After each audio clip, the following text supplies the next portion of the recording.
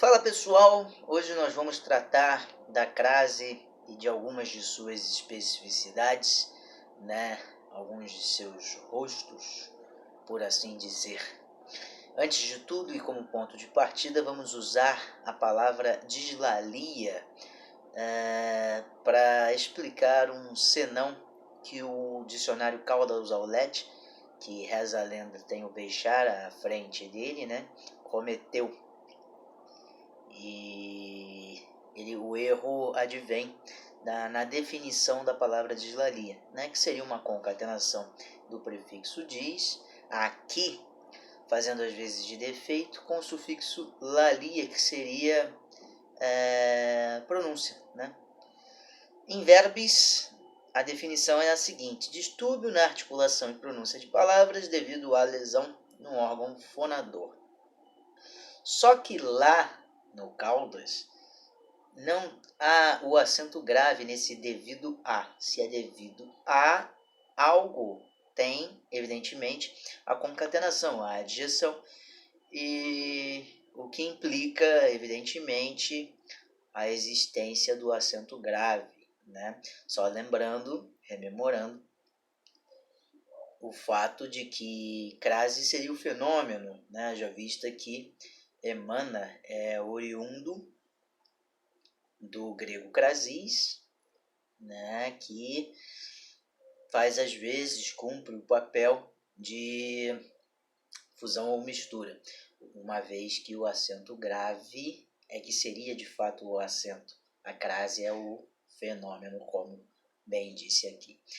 Demais disso,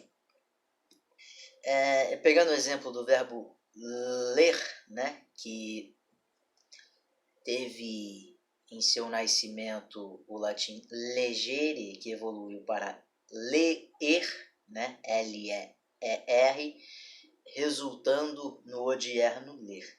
Legere seria colher, E o interessante é que esse ler, grafia antiga, existe a crase presente nele, uma vez que a crase é compreendida como a fusão de duas vogais idênticas.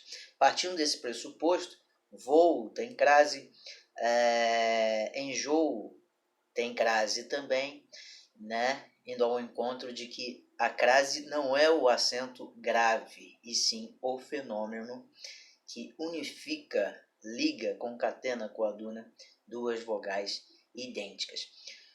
Enjoo, voo, só lembrando, leem, deem, todos esses termos, todas essas palavras e flexões perderam seus respectivos acentos com o advento nécio do novo acordo, esse acordo maldito que mais soa como um desacordo, Enfim, mas vindo de quem vem, ou seja, da esquerda, a gente só espera necessidades, pelo menos quanto à parte técnica, por seu turno. A parte política já tratamos em vídeos antigos, na verdade um vídeo antigo, e tá aí para quem quiser entender. Eu queria tratar agora de um ponto assim que é bastante questionável, que seria a presença desse acento grave no à distância, na expressão à distância, na locução.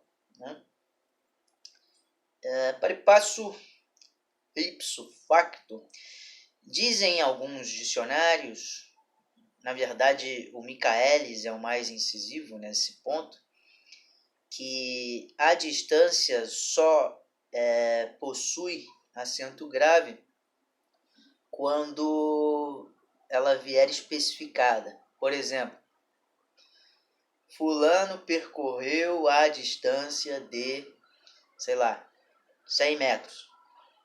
E aí teria, Do contrário, não. Eu não sou caudatário da tese, acho que deve ter especificado ou não, dependendo do que você queira dizer, Por exemplo, vamos dar um exemplo aqui, tratar por exemplo, o exempli gratia em latim, como citam alguns poucos.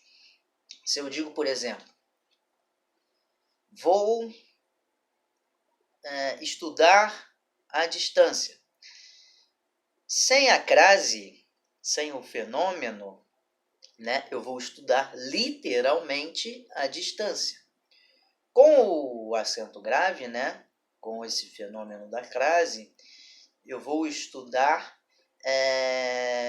no modo à distância, né, no plano virtual. Então, nesse exemplo, ela extirpa qualquer tipo de dúvida, né, e deixa mais clara a coisa, clara, evidencia questões outras, né, extirpando, dilacerando qualquer ponto de interrogação. Então eu acho que tem que ter, né, acho que esse exemplo deixa nítida a importância, né, para que se esclareça qualquer tipo de questão. E essa coisa do especificador, né, também está presente na palavra casa e terra.